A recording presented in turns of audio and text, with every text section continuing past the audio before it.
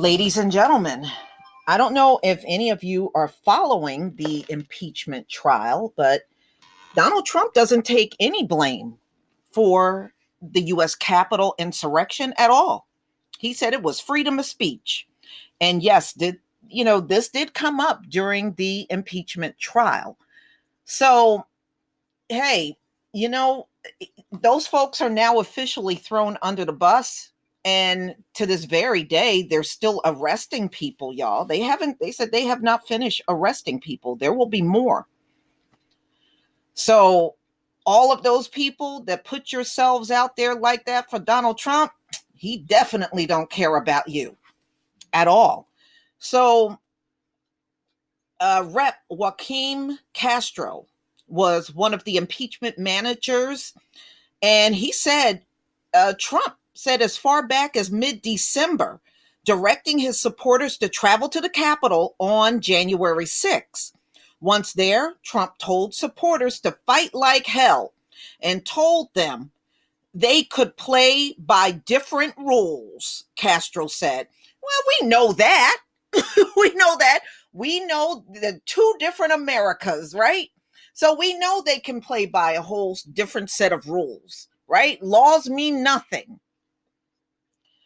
So the impeachment trial has, it's restarted today. The first day was funny because he was so mad at his attorneys. He felt like they botched everything up, and they really did. They did so bad.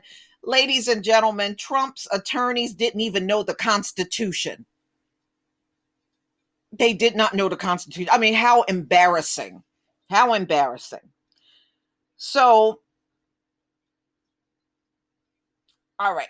So the next phase, the senators will have 4 hours to go back and forth with the defense and the prosecution with questions. It's not clearly out there how long they'll run. But I was told about 3 hours, and they do have a dinner break in between, believe it or not.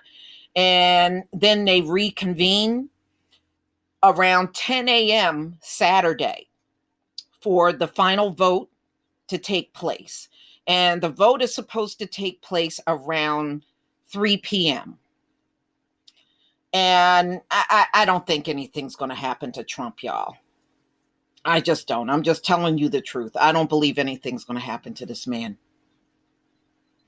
So Trump's legal team has wrapped up their defense as of today. So this was a bit of an anticlimax. So Castro finished by pivoting back to the freedom of speech argument that Trump's lawyers made earlier, and that Trump's speech to his supporters on January 6th was protected under the First Amendment. The trial is far more than Donald Trump, Castro said. He said the trial is instead about canceling speech that the majority does not agree with. Well, I mean, there's always these things with freedom of speech. But ladies and gentlemen, just remember, you and me, we are still under those same freedom of speech too. It's just that out here on YouTube, they try to stifle your voice. And at the same time, they want you to respect their freedom of speech. It doesn't work that way. And trust me, y'all, I have gone down this road twice with YouTube. They have zero chance of winning in court because there is no such law in America called hate speech. Okay, there's no such law that exists. So you can't go in there with something that don't exist. And that being said, it wouldn't exist for Donald Trump either. Technically, it wouldn't. So, are we going to allow canceling and silencing to be sanctioned in this body? Castro said. Donald Trump's defense argument seems to hinge on both. Trump's speech on January 6th did not incite the riot. This is the argument they're making. They said, yes, he did give a speech, but that's not what incited the riot. Although the defense team did not address Trump's previous statement. In any case, Trump is protected by freedom of speech laws. Yes, he is. Technically, he is. Castor suggests that Trump's speech on January 6th did not incite riots. So, I mean, look, his defense attorneys are doing what they are supposed to do. They're supposed to defend their client. So they're going to spend this time just denying whatever happened at the Capitol. Those folks did that on their own. They went over there, and that's what they're implying. Those folks just went over there and tore up the place and killed people and pooped and peed all over the place and looted the Capitol. They did all of that on their own. Trump had nothing to do with it. He had freedom of speech. That's their argument. The lawyer hasn't addressed the broader issue of whether Trump's month-long tirade against the election result had anything to do with it.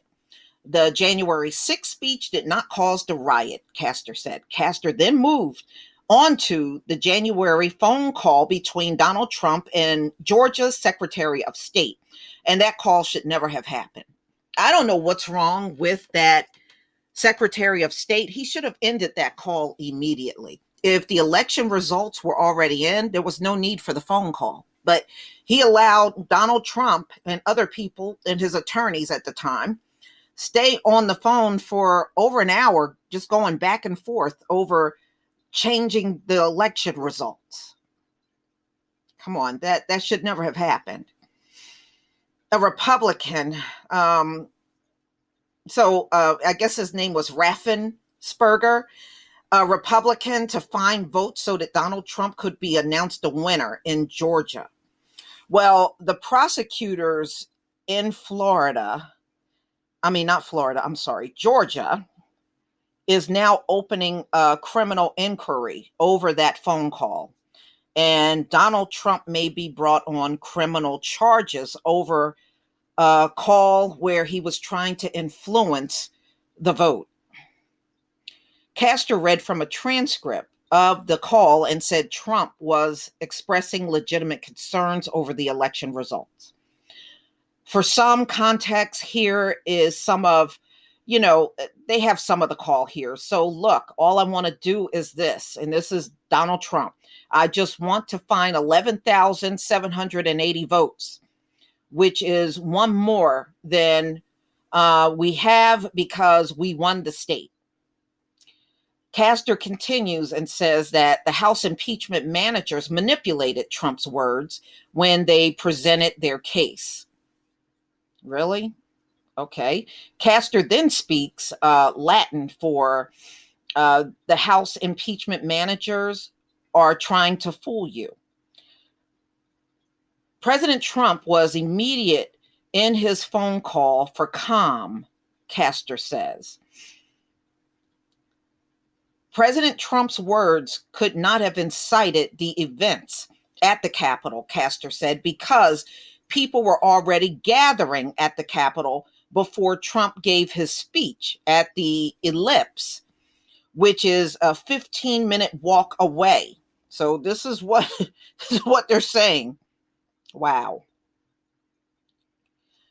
Castor began his defense by showing a video, most of which cribbed the video Trump's legal team played earlier. So it's in contracts. And those videos, if you look at those Capitol videos, if you notice every time they release a new one never seen before, it's always way more violent than the one that you saw before. It just gets worse and worse as you see those videos, for real. So the defense has centered largely on two themes: that Trump is protected by the right of free speech and that Democrats are guilty of hypocrisy. So that's what they concluded. Lawyers for Trump played a video showing various Democrats using the word fight. They accused the Democrats of hypocrisy for criticizing Trump's speech to supporters on January 6th. The video, or a version of it, was played at least 4 times by Trump's team, but the film lacked the key context. At no point were the Democrats speaking to an angry, pugnacious crowd, and at no point did those Democrats urge the supporters to march on the U.S. Capitol. In a separate argument, The lawyers seem to suggest that Trump's speech, whether it was dangerous or not, was protected by the First Amendment. So, ladies and gentlemen, that's it. That's it.